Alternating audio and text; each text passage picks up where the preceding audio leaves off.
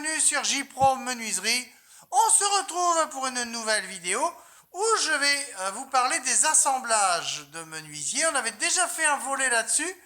Là, c'est le volume 2, cette fois-ci. Et donc, on va parler des emboutures. Là, on va parler des assemblages à bouture.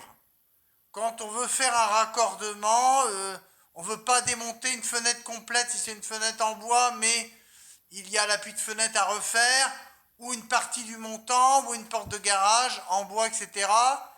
Là, je vais vous parler un petit peu des greffons, tout ce qui est un peu bouture, greffon, etc. Je vous parle un petit peu des assemblages. Donc, c'est parti. Un assemblage facile à réaliser, c'est la ceinture de l'astronaute. C'est un assemblage comme ceci, voilà, avec une sorte de petite queue droite comme ça, et de l'autre côté, j'ai une entaille comme ceci, et j'assemble les deux morceaux ensemble. Là, j'ai mis un petit peu de jeu. Voilà, après, il faut un bon collage. Alors, si c'est en extérieur, il vous faudra une colle PU comme ça. Là, j'ai pas de texte, mais ça peut être boystick ou autre. Ou en pot, ça peut être dans un grand pot. Un peu de colle PU, un serre-joint. Et puis, alors si vous voulez mettre éventuellement une plaque métallique ici, c'est possible. Vous pourrez toujours mettre une plaque métallique pour consolider votre assemblage. Donc on laisse un tout petit peu de jeu, quelques millimètres, et on peut le consolider avec une plaque métallique sur les côtés, mais c'est mieux de laisser, c'est plus joli l'assemblage. Un petit coup de lasure après dessus. Donc là, la ceinture de l'astronaute. Voilà, hop, je remonte comme ça. Ensuite, on peut faire la fameuse queue droite. Là, c'est les vraies queues droites débouchantes.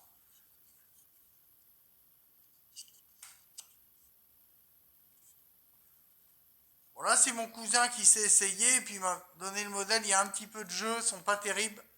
Par là, c'est un peu mieux fait, parce que j'y ai donné quelques conseils. Mais voilà, là, c'est pareil. Alors là, ça peut tenir tout seul, ça. Ça, il n'y a pas forcément besoin de mettre une plaque. Vous mettez de la colle. Et normalement, ça, il n'y a pas besoin de renforcer avec une plaque. Voilà, ça peut être pour allonger un montant, etc. Ça peut servir pour faire des boîtes. Ça, on peut s'en servir, cet assemblage-là, pour faire un peu de tout. Des tiroirs, etc. Voilà, des portes de commode. On pourra s'en servir un petit peu pour tout. Ensuite, il y a les dents de loup. Les dents de loup. Voilà, et on viendra mettre une pointe de diamant à l'intérieur, et voilà ce que ça donne. Donc ça, c'est assez facile avec une équerre à onglet, mais je vais parler des outils après. C'est assez facile à réaliser, si on a un bon tracé, etc. Donc, ça, voilà, on trace, on prend ici, on trace, ici, et puis on est vide à l'intérieur, en onglet comme ça, avec une scie japonaise, ou une scie à dos. Et puis on fait pareil, on fait une pointe de diamant exactement pareil d'un côté comme de l'autre, et on assemble. Alors là aussi, il faudra mettre une plaque, une petite plaque métallique ici, et une petite plaque métallique là, qu'on peut trouver facilement, des petites équerres plates métalliques, qu'on peut trouver chez Brico Marché, ou Brico Dépôt, ou autre. Et un assemblage classique, le dernier, c'est la rainure fausse languette. Après, il y a le rainure et languette, mais je le présenterai dans un troisième volet, parce qu'en fait, il y aura plusieurs volets. Donc la rainure et languette, voilà. Et on met le contreplaqué comme ça, comme ceci. Et voilà. Alors là, c'est pareil de la colle, mais pas de plaque métallique sur les côtés. Voilà ce que ça donne. Et voilà ma rainure et mon emboîture comme ça. Alors, qu'est-ce qu'il faut pour réaliser ces assemblages-là? Les outils de traçage, mètre, équerre, règle, crayon et éventuellement scalpel japonais. Ce sont des petits traçoirs, des petits scalpels japonais comme ça. Ça pour tracer, si j'arrive à l'ouvrir. Mais disons tous les outils de traçage, éventuellement, si j'arrive à l'ouvrir, parce qu'ils sont un peu coincés. Voilà, ce sont des petits scalpels comme ça. Et ça, pour éviter aussi les queues droites, ça peut être pas mal pour enlever les bavures aussi, ces petits scalpels-là. Donc les crayons ou les marqueurs japonais, les traceurs japonais comme ça. Après, règle équerre. Éventuellement du scotch à portée de main, s'il y a besoin. Pour couper, il faudra les scies, soit la scie à dos classique de chez Stanley Fatman, soit la scie japonaise comme ceci. Ensuite,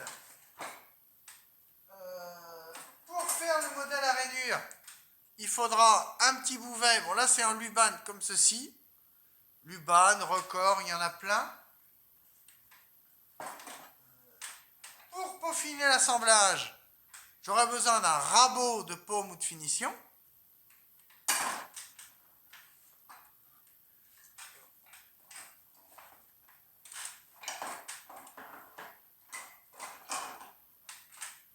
Éventuellement, on pourra fleurer aussi le rabot rap. Ça sert beaucoup aussi.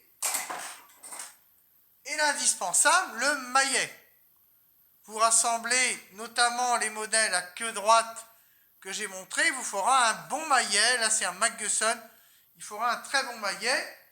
Et puis à la fin, pour finir, le papier de verre.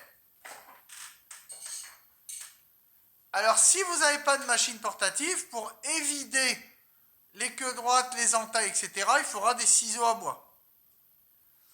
Différents modèles, c'est très bien. Pour éviter un 8 ou un 10. Là, j'ai un 8, mais ça sera très très bien. Donc, vous voyez, il ne faut pas tant de matériel que ça. Et on peut réaliser toutes sortes d'assemblages qui sont pas forcément durs à réaliser. Je pense notamment à celui-ci, qui est simple à réaliser. Si vous avez un bon tracé, ou même la ceinture de l'astronaute, celui-ci n'est pas dur non plus à réaliser. Après, au niveau des queues droites, ça sera un peu plus compliqué. Ça sera un petit peu plus complexe au niveau des queues droites. Mais ça reste quelque chose de réalisable. Sur ce, j'espère que cette vidéo vous aura plu. Likez, commentez, mettez des pouces.